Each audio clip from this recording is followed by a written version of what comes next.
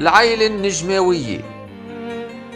تتألف هالعيلة من مجلس إدارة لنادي لبناني عريق تأسس سنة 1945 اسمه نادي النجمة، ولقبه نادي الوطن، وعلى راسه رئيس بيكون بي لكل أبناء هالعيلة.